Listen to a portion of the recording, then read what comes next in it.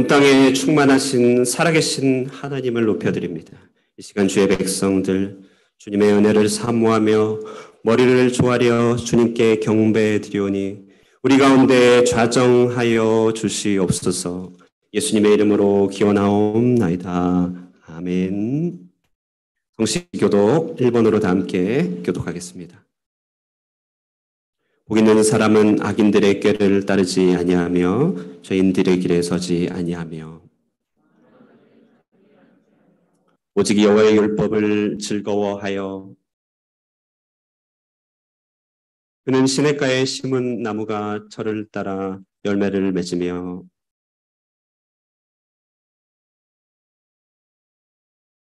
악인들은 그렇지 아니하며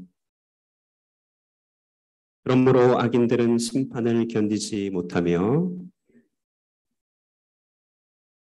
무릇 의인들의 길은 여호와께서 인정하시나 악인들의 길은 망하리로다. 나는 전능하신 아버지 하나님 천지의 창조주를 믿습니다. 나는 그의 유일하신 아들 우리 주 예수 그리스도를 믿습니다. 그는 성령으로 잉태되어 동정녀 마리아에게서 나시고 본디오 빌라도에게 고난을 받아 십자가에 못 박혀 죽으시고 장사된 지 사흘 만에 죽은 자 가운데서 다시 살아나셨으며 하늘에 오르시어 전능하신 아버지 하나님 우편에 앉아 계시다가 거기로부터 살아있는 자와 죽은 자를 심판하러 오십니다. 나는 성령을 믿으며 거룩한 공교회와 성도의 교제와 죄를 용서받는 것과 몸의 부활과 영생을 믿습니다. 아멘.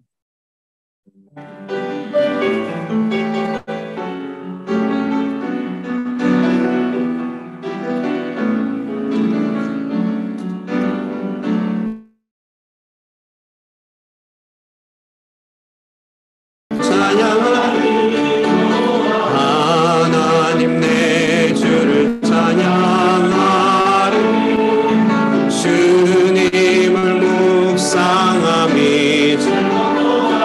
내 영혼 주 안에서 참 기쁘리 내 영혼아 주님을 알아 내 영혼아 주님을 찬양하라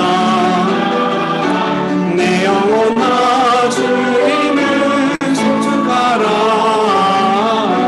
내 영혼아 주님을 찬양하라 내 영혼아 주님을 송축하라 내 영혼아 주님을 찬양하라 내 영혼아 주님을 송축하라 내 영혼아 주님을 찬양하라.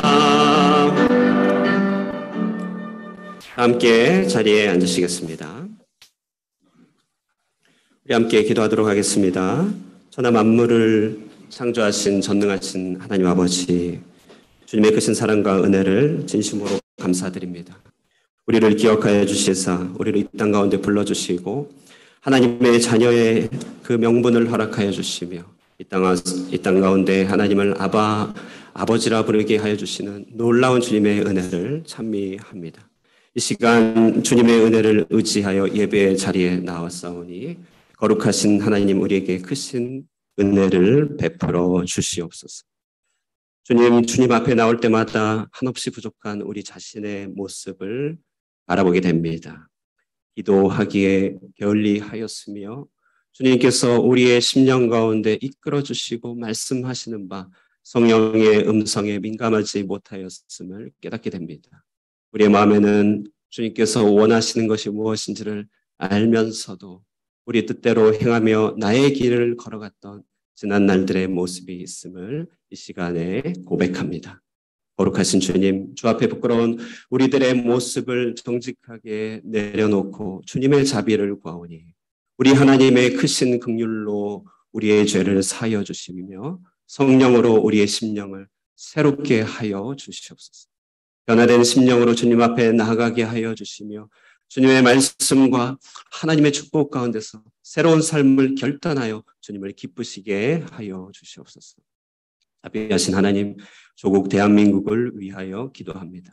경제적인 위기, 정치적인 혼란, 자연의 재해 등으로 많은 어려움 가운데 처해 있는 우리 대한민국의 모든 백성들 주님께서 기억하여 주셔서 하나님의 크신 긍휼과 위로가 임하게 하여 주시옵소서. 이 땅의 정치가 하나님을 두려워하며 하나님의 능력을 늘 생각하는 그런 위정자들의 통치가 되게 하여 주시고 힘들고 어려운 모든 이웃들을 돌아보는 사랑하는 모든 백성들이 될 수 있도록 주님께서 도우시고 이끌어 주시옵소서. 특별히 하나님께서 먼저 구별하여 주시고 택하여 주신 하나님의 백성들이 늘 주님 앞에 깨어 기도하며 나라를 위하여 간구하게 하여 주시며 온 나라 백성을 위하여 주님의 뜻대로 간구하고 기도할 때 이 나라를 주께서 붙들어 주시며 하나님께서 온 열방 가운데 사용하시는 복된 나라가 될 수 있도록 축복하여 주시옵소서. 전 세계 자연재해, 경제적 어려움으로 위기 가운데 처해 있는 지구촌의 모든 사람들을 위하여 기도합니다. 주님, 이 땅을 불쌍히 여겨주시고 이 시대들을 긍휼히 여겨주셔서 하나님의 손길을 우리 가운데 베풀어 주시옵소서. 어려운 시기 가운데 더욱더 주님을 찾는 이들이 많아지게 하여 주시고 마지막 때에 주님께 돌이켜 온전히 깨어 하나님께 기도하는 성도들이 온 세상 가운데 일어날 수 있도록 주님께서 역사하여 주시옵소서. 그 가운데 세계 모든 민족 가운데 흩어져 있는 이 땅의 교회들을 주님께서 붙들어 주시고 특별히 이곳 베트남 호치민 땅에 하나님께서 세우셔서 하나님을 예배하게 하여 주시며 선교적 도구로 쓰임받게 하여 주시는 이 땅의 모든 교민교회들 가운데 하나님의 크신 부흥의 역사를 허락하여 주시옵소서. 온 교회가 마음을 합하여 주님 앞에 기도하고 간구하게 하여 주시며 주님께서 보내어 주신 바 약속하신 사명을 붙들고 앞으로 나아가는 복된 성도들이 될 수 있게 하여 주시옵소서. 모든 교회들 가운데 우리 하늘꿈 교회를 기억하여 주시옵소서. 주님의 말씀과 성령의 능력으로 강건한 교회가 되게 하여 주시고 하루하루 주님을 알아가며 주님을 닮아가며 이 땅에 보내주신 주님의 그 사명들을 온전히 잘 감당해 나가는 교회가 되게 하여 주시옵소서. 교회의 모든 섬김들과 기도와 모든 노력들을 통하여 하나님 이곳에 하나님 나라가 확장되게 하여 주시며 주님께 돌이키는 많은 이들이 우리 하늘꿈교회 복음 전파와 섬김을 통하여 이 땅 가운데 충만할 수 있도록 역사하여 주시옵소서. 온 세계 곳곳에 흩어져 복음을 전하는 선교사님들을 기억하여 주시고 특별히 베트남의 오지의 현지 가운데에서 주님의 복음을 들고 사명을 붙들고 나가는 선교사님들의 신원을 강건케 하여 주시며 그들의 가족을 지켜주시고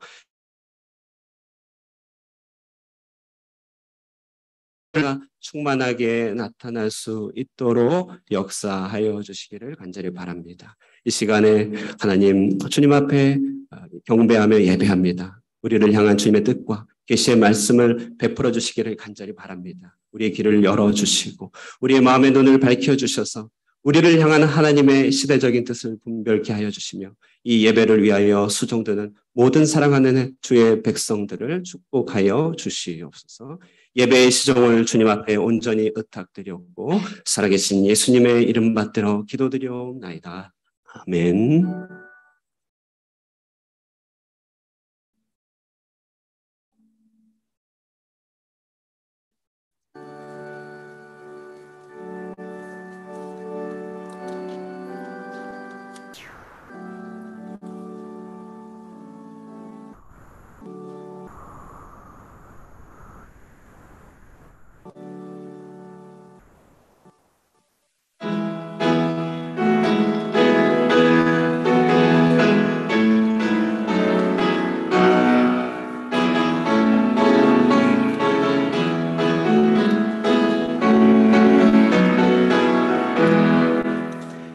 만왕의 왕 내 주께서 왜 고초당했나 이 벌레 같은 날이 그 보혈을 흘렸네. 십자가 내가 처음 볼 때에 나의 맘의 그 고통 사라져 오늘 믿고서 내는 밝았네. 참 내 기쁨 영원하도다. 주 십자가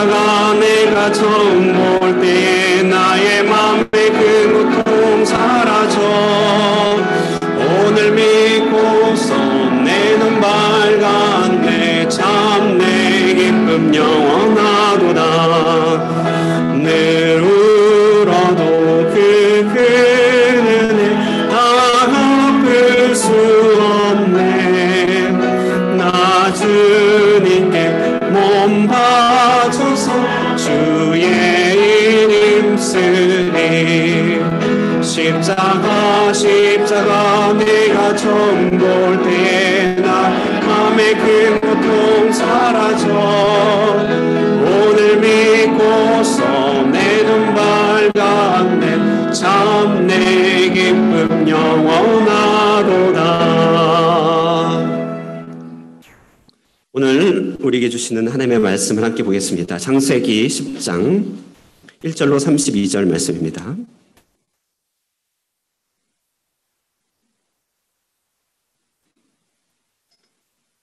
구약성경 12페이지 창세기 10장 1절로 32절까지 말씀입니다.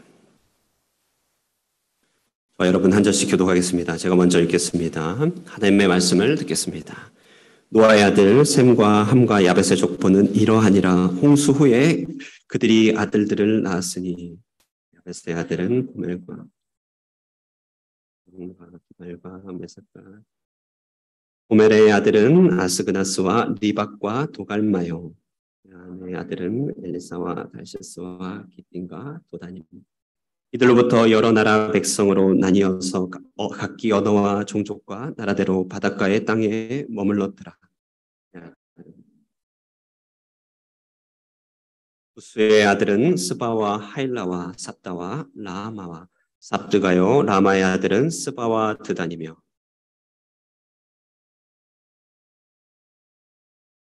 그가 여호와 앞에서 용감한 사냥꾼이 되었으므로 속담에 이르기를 아무는 여호와 앞에 니므롯같이 용감한 사냥꾼이로다 하더라.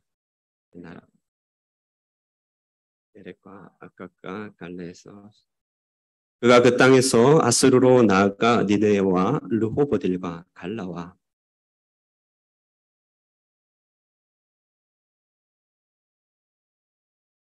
미스라임은 루딤과 아나밈과 르하빔과 납두힘과 슬루임에서 블레셋이 가나안은 장자 시돈과 헷을 낳고 히위 족속과 알가 족속과 신 족속과 아마 족속과 스말 족속과 하마 족속을 낳아 이후로 가나안 자손의 족속 가나안의 경계는 시돈에서부터 그라를 지나 가사까지와 소돔과 고모라와 아드마와 스보임을 지나 라사까지였더라.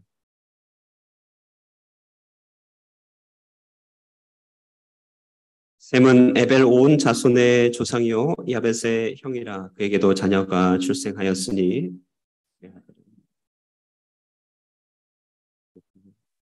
아람의 아들은 우스와 훌과 게델과 맞으며 아르박사스는 셀라를 낳고 셀라는 에벨은 두 아들을 낳고 하나의 이름은 벨렉이라 하였으니 그때의 세상이 나뉘었으며 벨렉의 아우의 이름은 욕단이며 엘모닥과 살마헬과 하도람과 우살과 디글라와 오빌과 하율라와 요밥을 낳았으니 이들은 다 욕단의 아들이며 그들이 거주하는 곳은 메사에서부터 스발로 가는 길 동쪽산. 이들은 셈의 자손이니 그 족속과 언어와 지방과 나라대로였더라.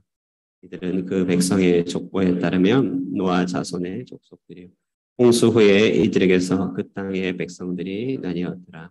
이것은 하나님의 말씀입니다. 아멘. 찬양대 찬양으로 하나님께 영광 올리겠습니다.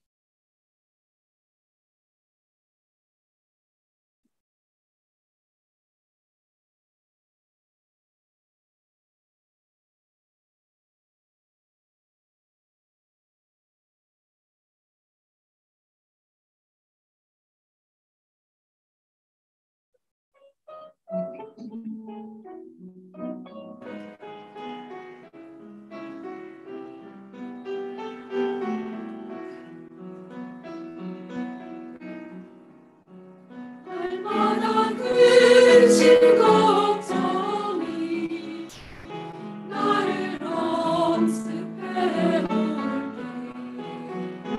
고난 믿음 위에 모든 것을 맡기고 근심 걱정 이겨내리라.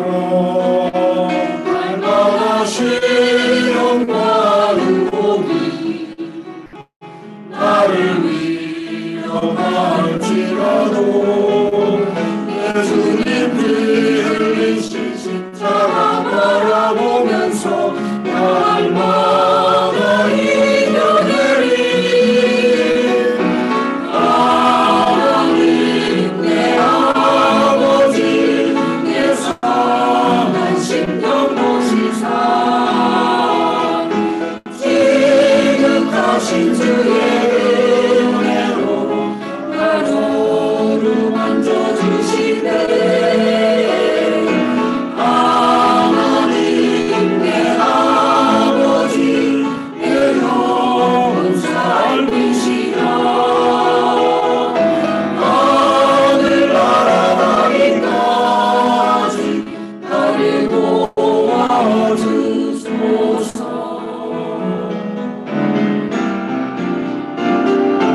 하나님 내 아버지 내 심령 어루만지사 나의 영혼 깊은 곳에서 주 사랑하게 하소서. 하나님 내 아버지 그 넓고 크신 나를 만지사 사랑하게 하소서. 주의 사랑으로 날마다 사랑하게 하소서.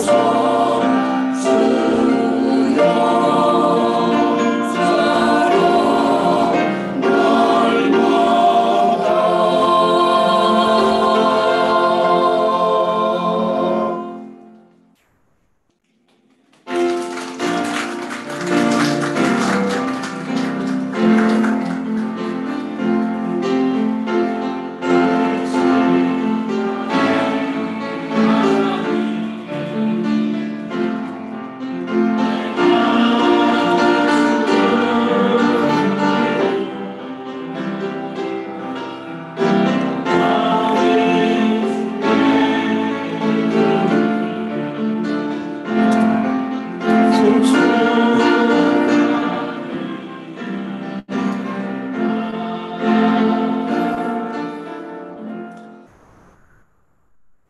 예, 오늘 본문은 참으로 읽기 어려운 본문이었습니다. 읽다 보면 방언이 터지기도 한다고 합니다.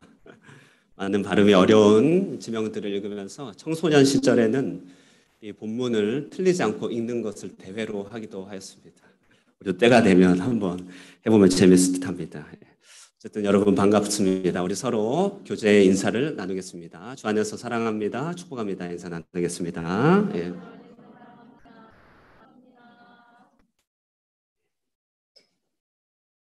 여러분 삼국지를 잘 아시죠? 예. 책이나 드라마로 보신 분들이 계실 것이고 책을 읽지 않는다 할지라도 뭐 유비라든지 조조, 손권에 대한 이름은 다 들어보셨을 것입니다. 삼국지는 망해가는 한 나라를 부흥케 하기 위하여 유비, 관우, 장비가 도안에서 결의한 것으로 이야기가 시작되죠. 이들은 특별한 형제애와 용맹함으로 세력을 키워가게 되지만 번번이 조조에게 패하여서 이제 어려운 처지에 빠지게 됩니다. 그러다가 이제 유비가 시대 현인을 소개받게 되죠. 그 이름 유명한 제갈량, 제갈공명입니다. 그는요, 유비는 제갈공명을 자신의 군사, 모사로 모시기 위하여 먼 길 마다하지 않고 무려 3번이나 방문하여서 그의 마음을 돌이키는데 여기에서 삼고초려라고 하는 유명한 말이 나오죠. 이때 제갈공명은 이 유비라고 하는 사람의 인화력, 덕과 또 한나라에 대한 충정에 감복하여서 유비를 자신의 주군으로 모시기로 결정하며 길을 나섭니다. 자, 그때 길을 나설 때 유비에게 천하를 도모할 수 있는 결정적인 시각을 제공해 줍니다. 그것이 무엇이냐면 들어보셨을지 모르겠는데요. 천하 삼분지계라고 하는 것입니다. 천하 삼분지계. 아직 이렇다 할 영토가 없는 유비는 저 광대한 대륙을 하나로 통일하고 권세가 하늘을 찌르는 듯한 조조를 제압하기 위해서는 아무렇게나 공격에 임할 것이 아니라 우선 천하의 형세를 3개로 나누어 봐야 한다고 조언하였습니다.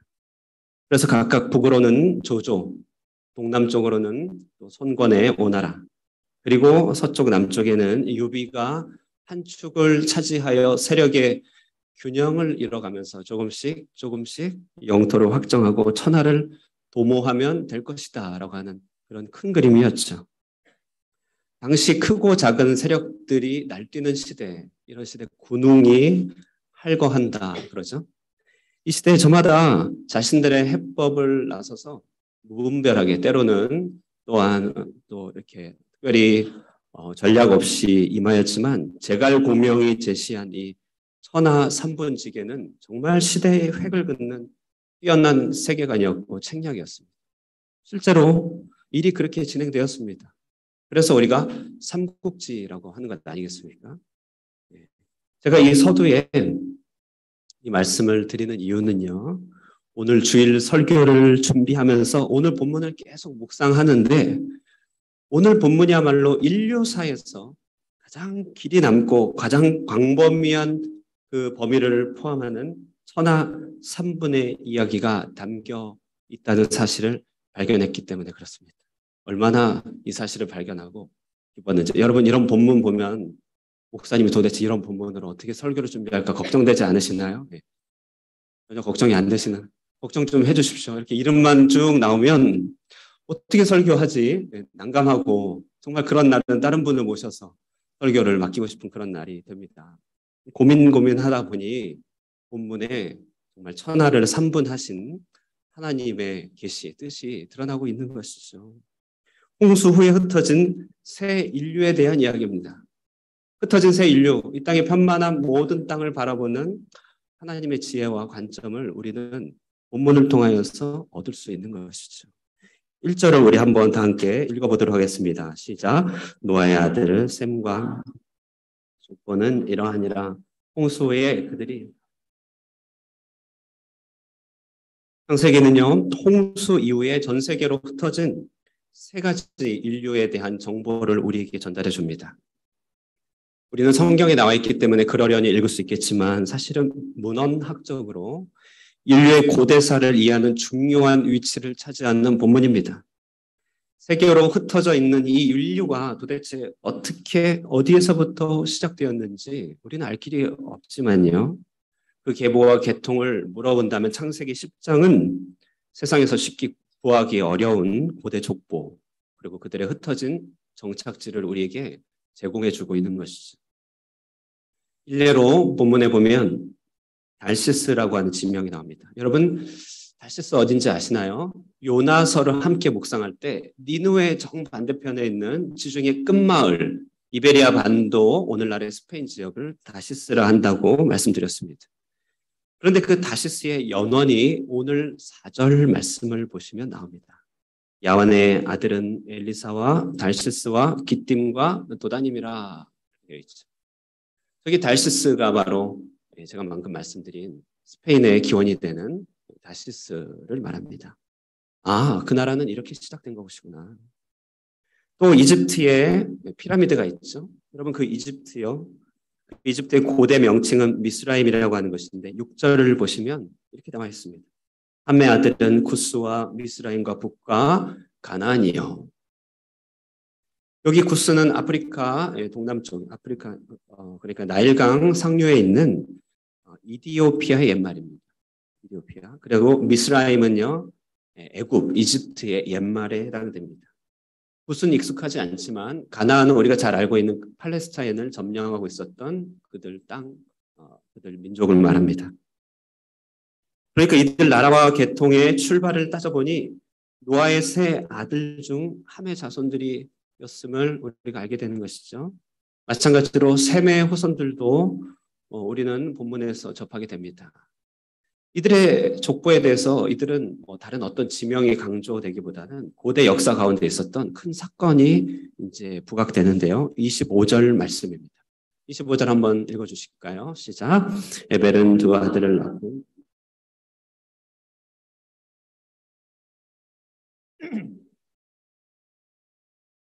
여기 세상이 나뉘어졌다 하여 벨렉이라는 이름이 붙여졌는데요. 이것은 아마 다음번에 살필 바벨탑 사건에서 발생한 큰 일이라고 보입니다. 어쨌든 이 본문은요, 고대인들의 인명과 지리로 가득 채워져서 본문을 통해서 우리는 어떤 교훈과 묵상거리를 얻을 수 있을까 궁금하곤 하죠.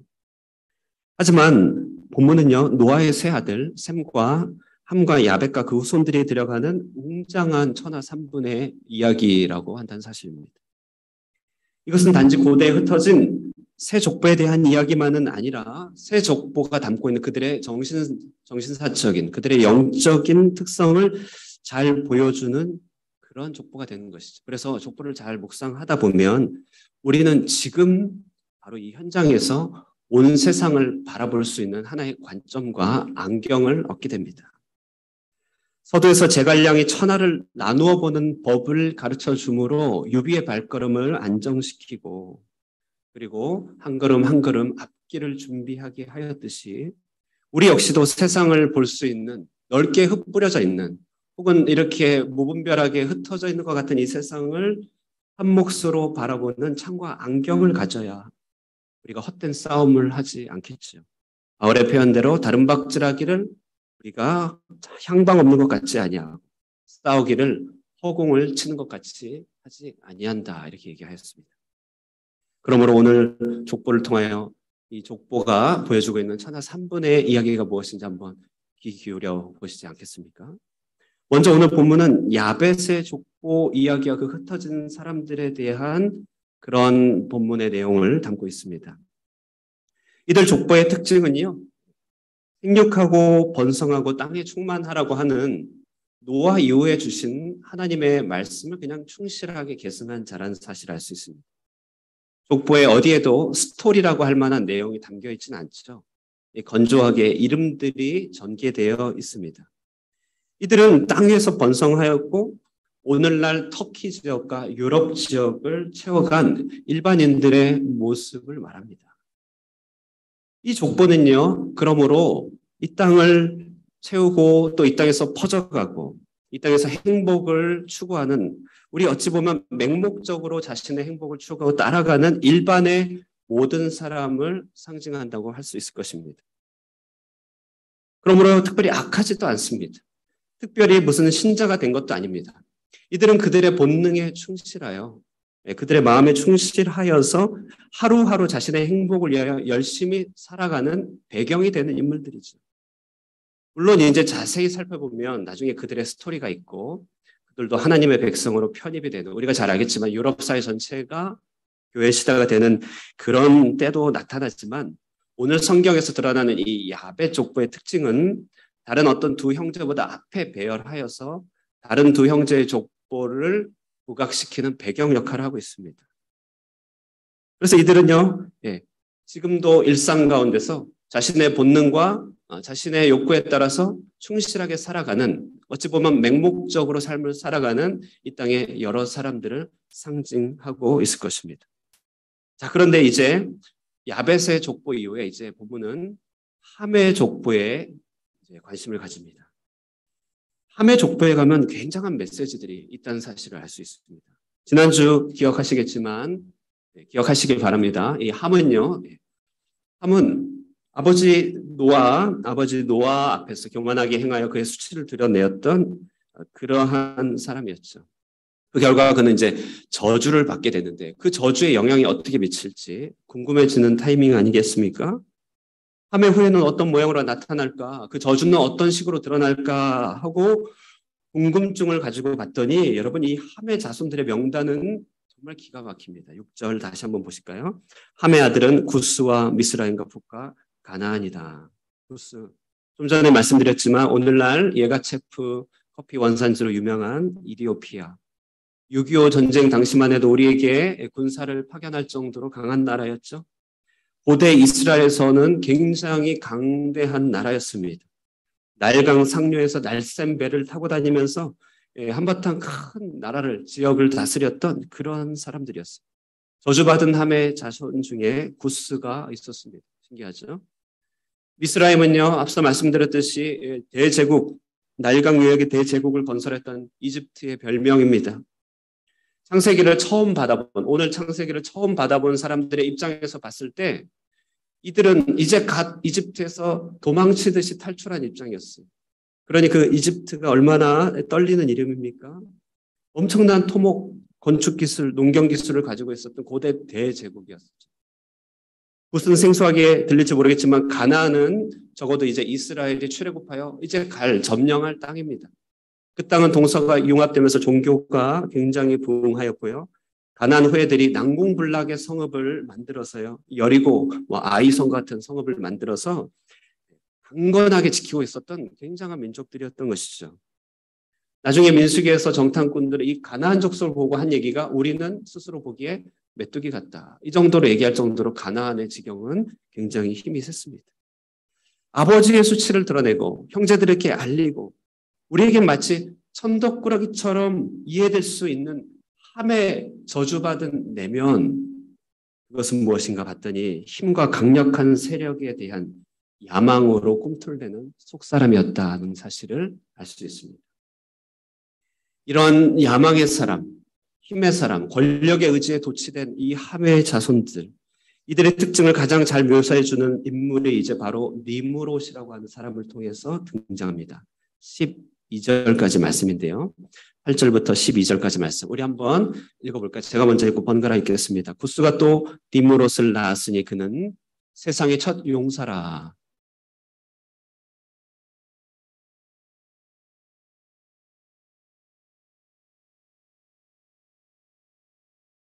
그의 나라는 시날 땅의 바벨과 에렉과 악갓과 갈레에서 시작되었으며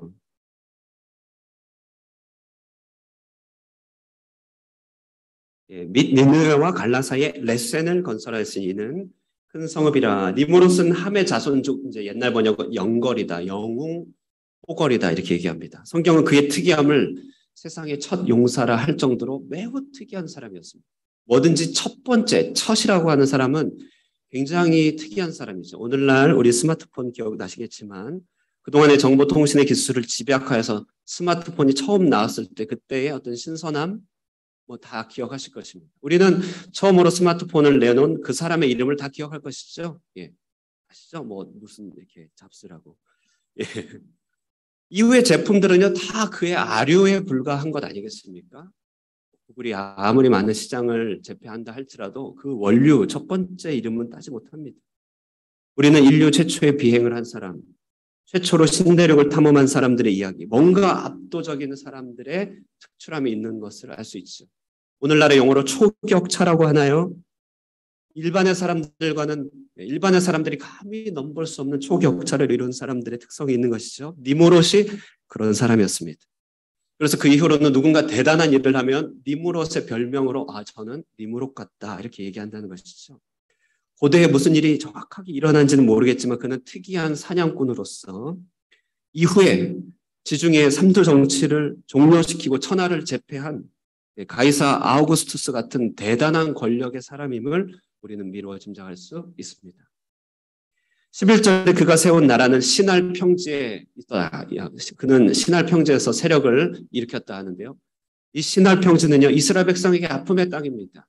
북이스라엘 남유대를 차례로 점령한 아수르와 바벨론이 발원한 땅이죠.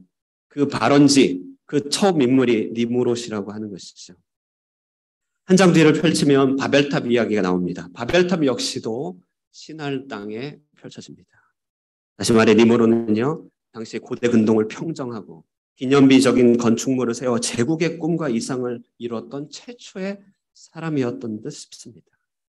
그렇습니다. 여러분, 이 함의 족속 천하를 3분으로 나눠 야벳은 어쩌면 오늘날의 욜로라고 할 수 있는 사람들이겠지.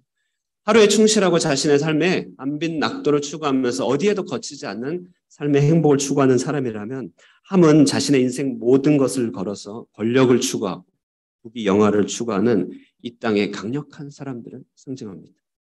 거대한 규모의 재산들, 거대한 영향력들, 거대한 힘을 추구하는 것들, 가장 뛰어난 학벌을 추구하는 사람들의 모든 내면들, 메인스트림에 들기 위하여 아둥바둥하는 이 땅의 경쟁 사회들, 그것을 이루든 그렇지 않든 거기에서 의미를 구하는 모든 사람들의 전형 함의 후손들이라는 것을 알 수 있습니다. 지금도 그렇죠. 세계 초강대국을 꿈꾸는 각각의 국가들의 마음에는 니무롯의 비전과 이상이 살아서 꿈틀대고 있는 것 아니겠습니까? 우리가 아시겠지만 극동의 섬나라 일본, 농경을 전수해준 클라크라고 하는 사람의 Boys be ambitious, 소년의 야망을 가지라, 그 말 그대로 품고 메이지 유신을 일으키고 법기술 제도 모든 것을 유럽 사회로부터 흡수한 그들의 근면함은 결국 어떻게 되었습니까?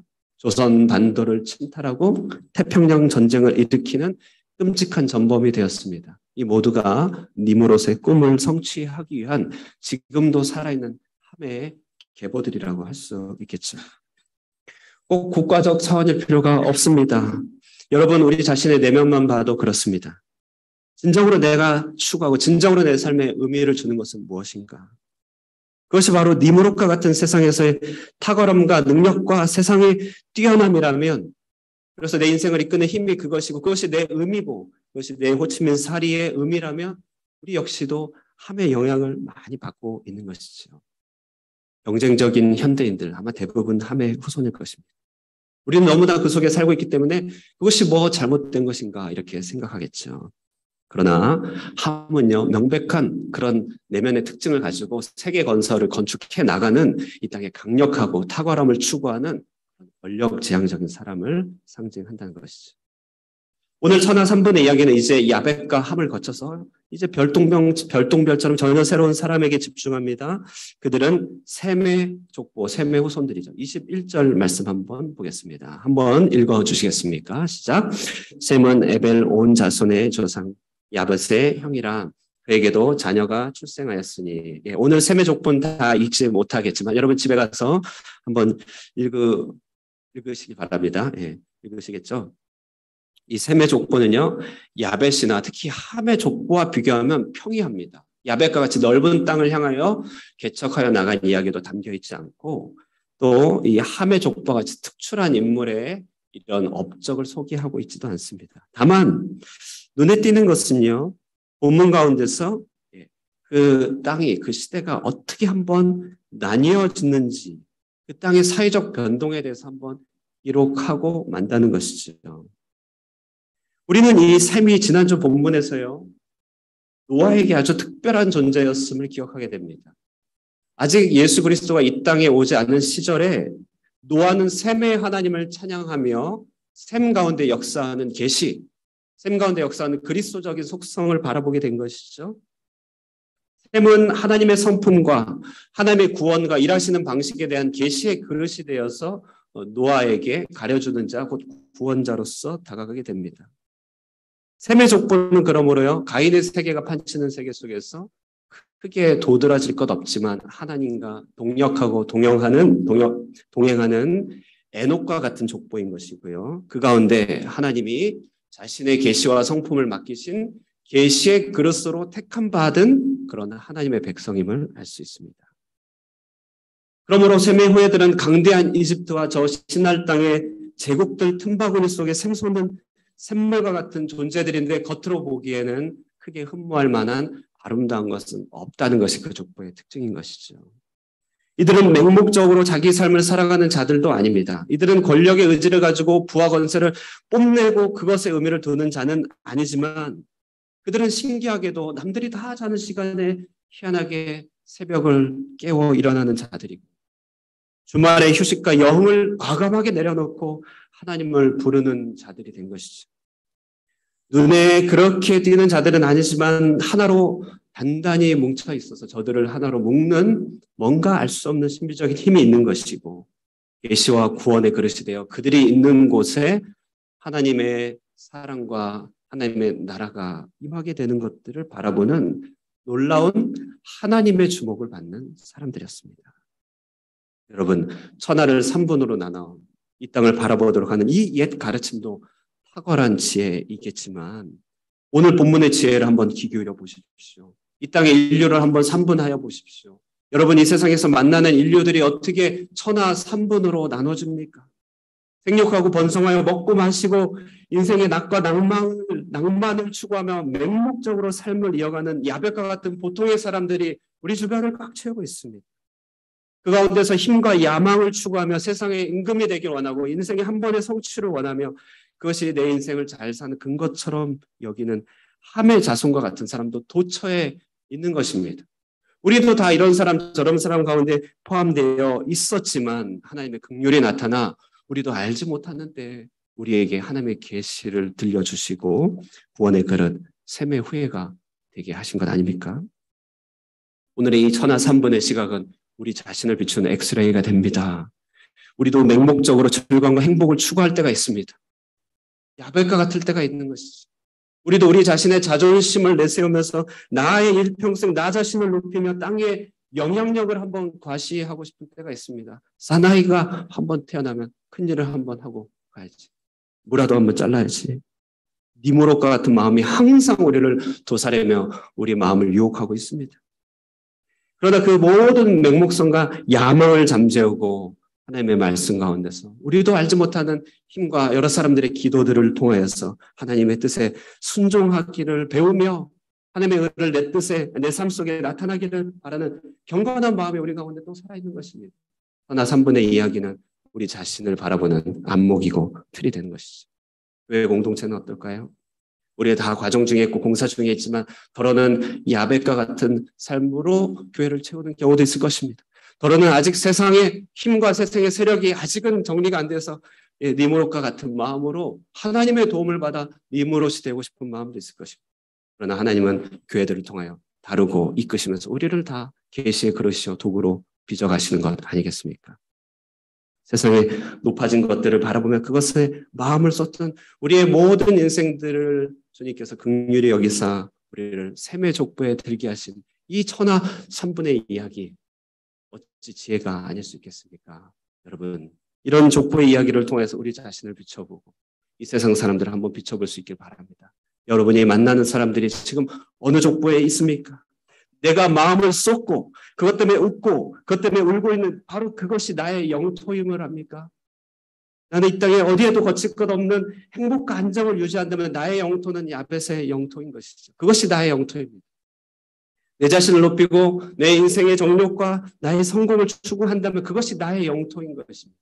그러나 그 세계 속에서 하나님께 잠잠히 침묵하여 순종하며 주님의 뜻을 따른다면 그것이 바로 우리의 영토 셈의 지경이 될 것입니다.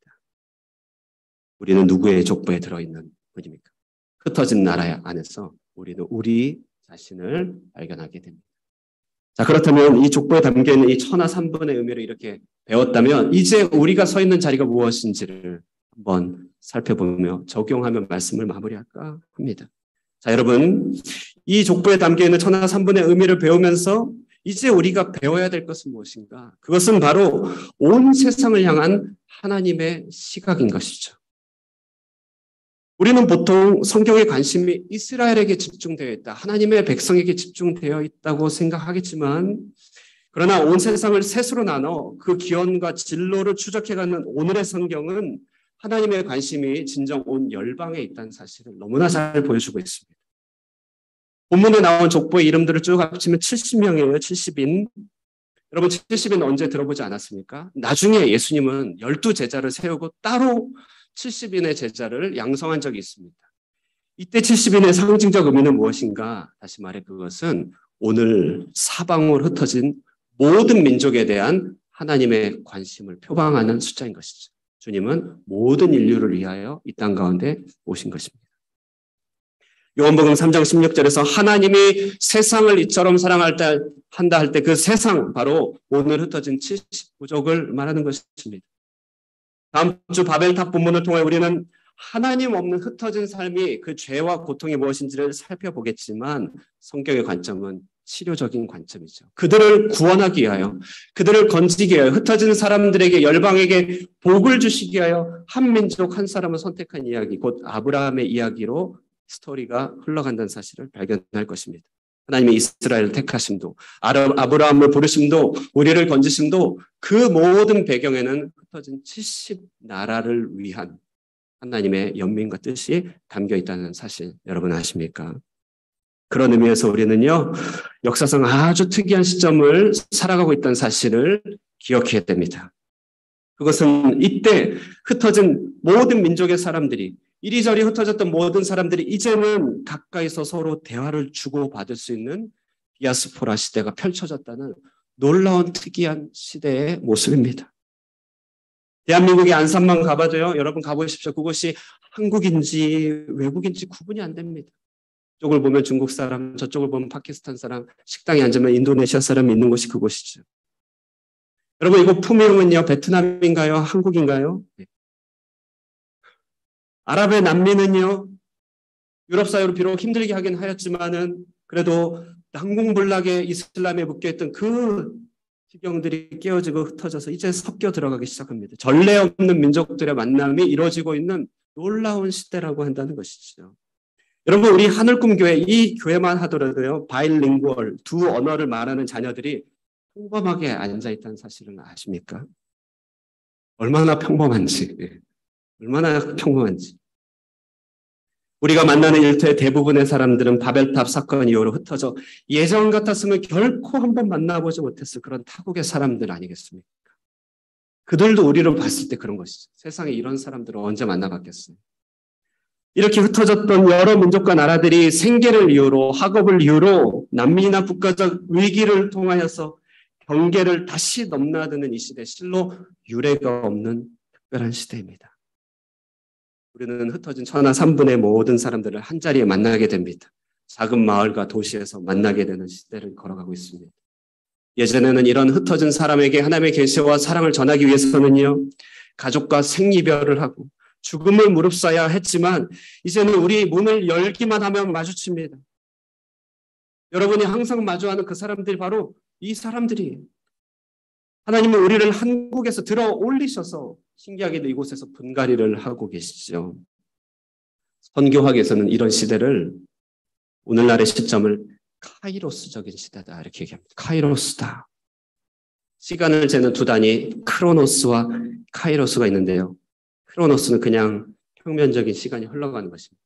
그러나 카이로스는 바로 그때 그 사건이 일어난 시간이죠. 바벨탑 일어난 사건, 카이로스 시간표죠. 오늘날 그런 카이로스 시대라고 선교학에서는 다 입을 말합니다.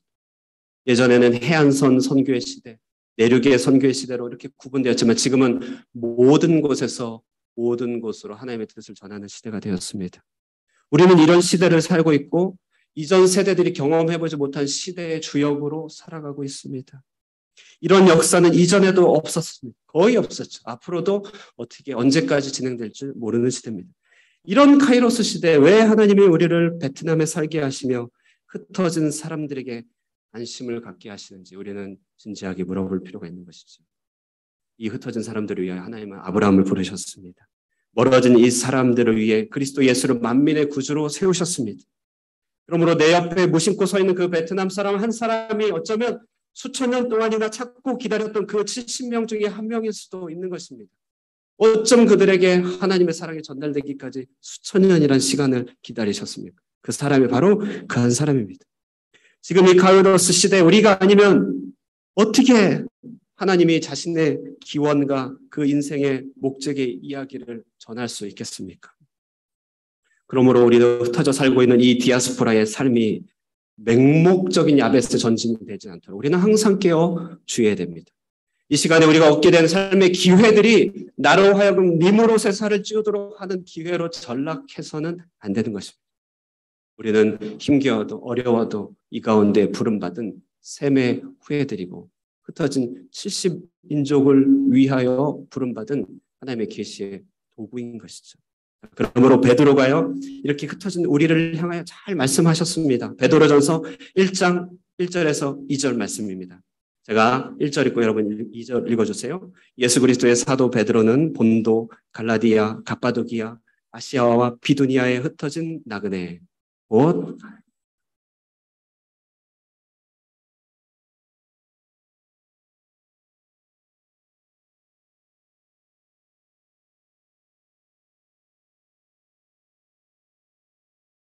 아멘. 예, 흩어진 자들에게 편지합니다. 본도, 갈라디아, 갑바도기아, 아시아, 비두니아 흩어져 있는 것 그들에게 축복하며 그들의 사명을 가르쳐 줍니다. 베트남의 호치민의 여러분 푸미온과 안포의 비놈의 빈증과 동나의 구찌에 롱안과 롱하우에 제가 또 빠진 게 있나요? 1군에 19네 예. 흩어진 나그네들에게 베드로는 편지하고 있다는 것이죠. 이 흩어짐이 무엇 때문이겠습니까? 천하 삼분직에 당장 중원을 차지한 건 아니지만 그 안목 하나로 유비는 자리를 잡아가면서 한나라의 중원의 제패를 꿈꿨죠. 안목 하나가 우리의 힘들고 어려운 모든 삶을 해석하고 지탱해 주는 힘이 되는 것이죠. 베드로는 이 축복을 말을 전하면서요. 야곱의 맹목도 님으로서의 야망도 아닌 셈의 자손인 우리가 누구이며 어떻게 살아가야 될지를 오늘 베드로전서 2장 9절의 말씀으로 선포하고 있습니다. 우리 한번 다 함께 읽겠습니다. 시작. 그러나 너희는 택하신 족속이 왕같은 제사장들이 거룩한 나라에 그의 소유가 된 백성이니 이는 너희를 어두운 데서 불러내어 그의 기이한 빛에 들어가게 하신 아름다운 아멘. 택하신 족속이요 왕같은 제사장이요 거룩한 나라요 소유가 된 백성이니 계속되는 반복어법으로서 강조하는 우리 자신의 존재 가치가 얼마나 큰지 박해와 핍박 가운데 흩어져 있던 이스라엘 사람들, 유대인들, 하나님을 믿는 크리스찬들에게 베드로는 알리고 싶었던 것입니다. 일상을 살아가면서 얼마나 수고가 많으십니까? 힘겨운 세상살이 가운데 얼마나 고민이 많습니까? 맞습니다. 그것은 우리의 정말 치열한 삶의 현장이고 싸움터입니다. 우리는 넘어지고 절망하고 힘겨워합니다. 그러나 동일한 처지에 있었던 흩어진 사람들에게 베드로가 그렇게 말하고 있는 것이요. 너희가 얼마나 대단한 존재인지 아느냐. 천하를 3분으로 나누시고 우리를 셈의 후예로 삼으사 흩어진 70민족을 위하여 따로 구별하셔서 우리에게 모든 것들을 주시기를 원하시는 하나님의 사랑의 마음이 오늘 족보에 담겨 있는 것 아니겠습니까? 천하 3분지도 바로 우리가 어디에 서 있는지를 가르쳐주는 인생 사명의 지도가 될 것입니다. 여러분 기업에, 여러분 주변에 흩어져 있는 야벳 족속을 바라보기를 바랍니다.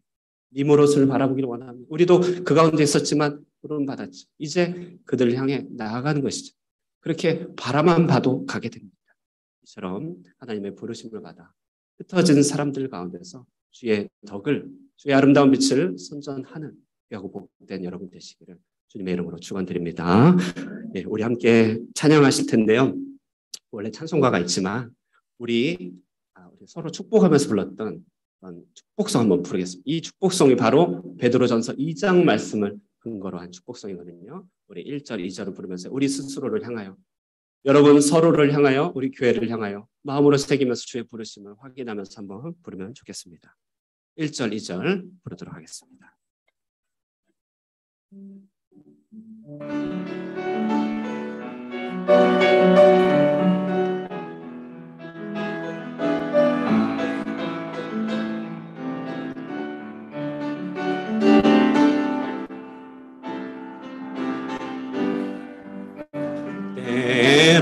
때로는 너의 앞에 어려움과 아픔이 있지만 담대하게 주를 바라보는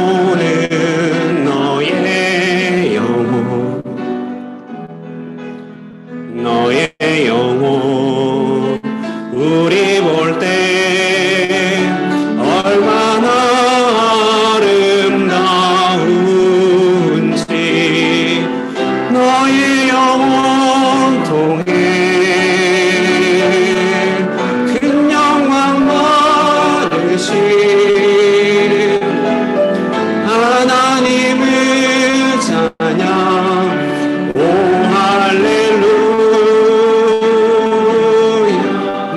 택한 너는 내 족속이요 왕같은 제사장이며 왕같은 제사장 하나님 나라 하나님의 소유된 백성 너의 영혼 우리 볼 때 얼마나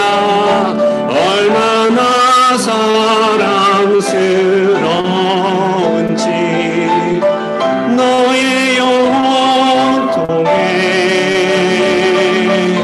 큰 영광 받으신 하나님의 자녀 오 할렐루 너의 영혼 통해 큰 영광 받아 우리 서로를 축복합니다. 너의 영혼 큰 영광 받으신 큰 영광 받으신 하나님의 자녀 오 할렐루야. 원래 이 찬양은 마음에 없었던 찬양입니다. 원래 선곡된 찬양이 있었는데요. 말씀을 전하면서 또 설교를 하고 찬양을 준비하면서 여러분 정말 이 찬양의 가사처럼 이와 같은 말씀이 우리를 향한 하나님의 간절한 뜻임을 더욱더 느끼게 됩니다. 여러분 오늘 이 말씀을 기억하시면서 함께 기도하면 좋겠습니다. 그렇습니다. 주님 흩어진 여러 세계 가운데 주님 우리를 샘의 자녀로 불러주셨습니다. 우리도 한때는 야벳과 같이 맹목적으로 살았습니다. 우리도 님으로서 이상을 추구하는 그런 사람이었습니다. 그러나 주께서 은혜를 베풀어 주셔서 우리를 택하여 주시고 왕같은 제사장이요 거룩한 나라며 하나님의 아름다운 덕을 선포하는 자로 불러주셨습니다. 그러므로 우리를 베트남에 보내주셨고 이곳에서 하나님의 뜻을 이루게 하셨습니다. 주님이여 이 땅을 살아가고 있는 이 호치민 사리 주님 그 사리 가운데 하나님께서 우리에게 베풀어 주시는 뜻이 무엇인지를 더욱더 붙잡고 발견할 수 있게 하여 주시옵소서. 주님의 이 말씀이 내게 주시는 말씀이 되어서 이 땅을 향하여 축복을 마음껏 전하는 축복의 도구가 되게 하여 주시옵소서. 이와 같은 기도 제목으로 우리 말씀 생각하면서 기도하도록 하겠습니다. 기도하시겠습니다. 살아계신 하나님 아버지 감사합니다. 우리를 불러주셔서 아버지 베트남 땅에 호치민 땅에 하나님 불러주셔서 흩어진 수많은 사람들 가운데 천하를 3분으로 나누며 하나님 야벳과 같이 하나님 함과 같이 우리가 아버지 우리 자신의 행복을 추구하며 살아가는 우리들의 모습이었지만 주님이여 우리를 주님의 계시의 그릇이요 도구로 삼아주셔서 흩어진 나그네가 되어서 하나님의 아버지 은총을 전하는 자가 되었습니다. 오 하나님 이 말씀이 우리에게 하나님 온전히 임함을 믿습니다. 이 말씀이 바로 우리의 것임을 믿습니다. 하나님 참으로 우리는 택하신 족속의 왕같은 제사장이며 그의 기이한 빛에 들어가게 하신 아름다운 이의 덕을 선포하게 하는 삶을 깨닫게 되오니 주님이여 이 말씀을 아버지 우리 받게 해주시고 땅을 향한 주님의 사명을 발견케 해주시고 이 땅을 향한 의미를 발견케 해주시고 이 땅을 향하여 붙여주신 영혼들을 향한 주님의 뜻 가운데 서 있을 수 있게 하여 주시옵소서. 아멘. 감사합니다.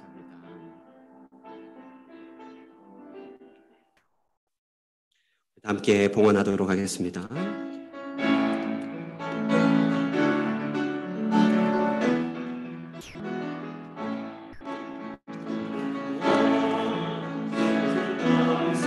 모든 것 주신 감사 지난 추억이 내 감사 주 내 곁에 계시 봄철의 감사 외로운 날 감사 사라진 눈물로 나의 영 우리 함께 일어납니다. 향기로운 봄철의 감사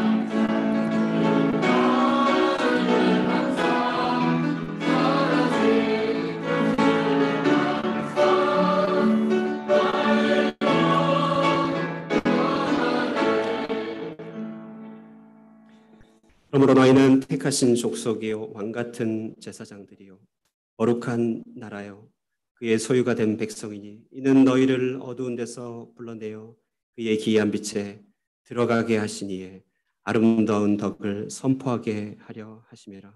살아계신 하나님 온 땅에 흩어진 70민족 가운데 천하를 3분으로 나누시고 그 가운데 맹목적인 인생을 따라가는 삶의 자취를 멈추게 하시고 힘으로 세상을 따라가며 야망과 욕망에 따라 살아가는 우리들의 발걸음을 멈추게 하시고 우리로 하나님의 백성이요 계시의 도구요 택하신 족속이 되도록 불러주신 하나님께 감사 영광 올려드립니다.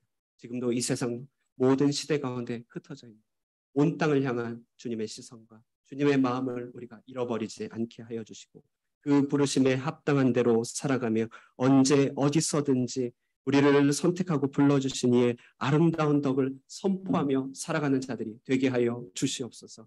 힘들면 힘드는 대로 하나님 주께서 평탄함을 주시며 평탄한 대로 주님의 뜻을 발견케 하여 주시고 그 가운데 약한 가운데 강함으로 역사하여 주시는 하나님의 능력에 힘입어서 온 땅 가운데 우리 주변에 있는 이방의 모든 사람들 가운데 주님의 영광의 빛을 발하는 하나님의 백성 될 수 있도록 축복하여 주시옵소서. 주님의 부르심 기억하며 주님 앞에 우리의 삶을 드리며 하나님 구별된 예물을 올려드립니다. 정성껏 구별하여 올려드리는 이 예물을 주님께서 기억하여 주시고 흠량하여 주시길 바랍니다. 이 예물이 쓰이는 곳마다 온 세계 열방을 향한 하나님의 뜻이 드러나게 하여 주시고 이 세상을 사랑하시고 세상을 주목하시는 하나님의 복의 통로로 쓰임받을 수 있는 일들이 우리 가운데 충만하게 드러나게 하여 주시옵소서. 한 주를 살아가며 환난 날에 지키시는 하나님께서 성도의 가정과 기업, 직장 모든 삶의 환경을 붙들어 주시고 어려운데 위태한 길 면케하여 주시며 하나님의 도우신 가운데 이 한 주를 승리하며 살아갈 수 있도록 축복하여 주시옵소서. 오늘의 말씀 주님 뜻대로 그대로 우리 가운데 성취될 줄 믿사옵고 예배를 받아주시기를 바라오며 살아계신 예수님의 이름 받들어 기도드리옵나이다. 아멘. 이제는 우리 주 예수 그리스도의 은혜와 하나님 아버지의 극진하시는 사랑과 성령의 교통하시는 역사가 내가 선 이 자리에서 흩어진 모든 민족을 향한 하나님의 뜻을 실천하기를 원하는 사랑하는 하늘꿈의 모든 권속들과 함께 예배한 예배자 위에 영원토록 함께 있을지어다. 아멘.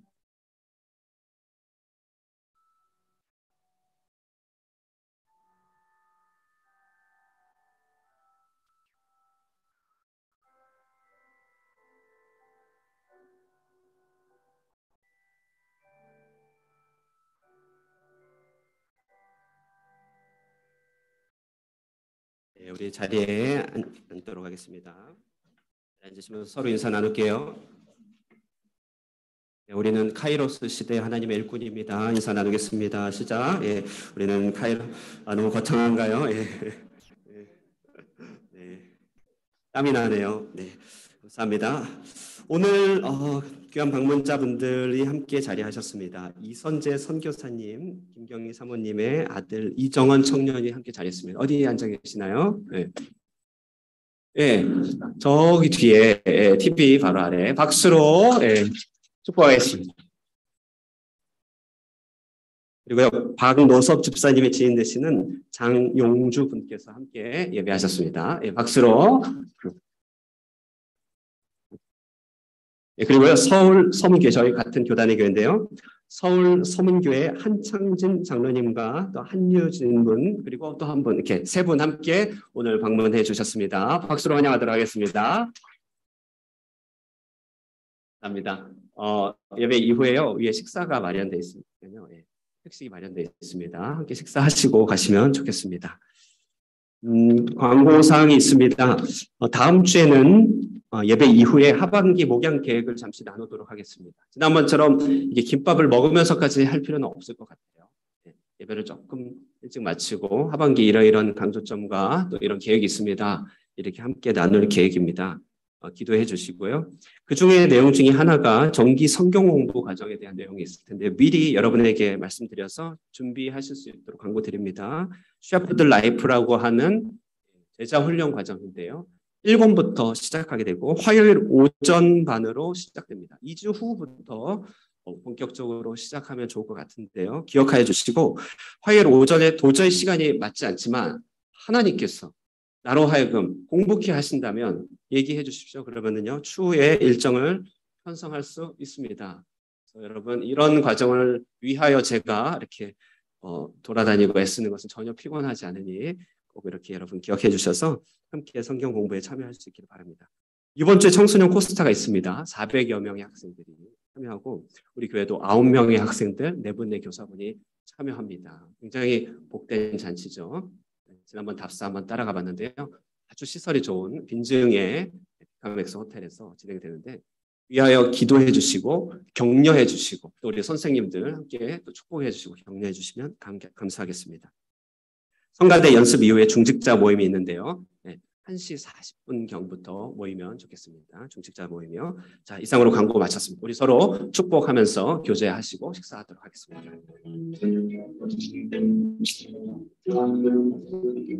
축복합니다.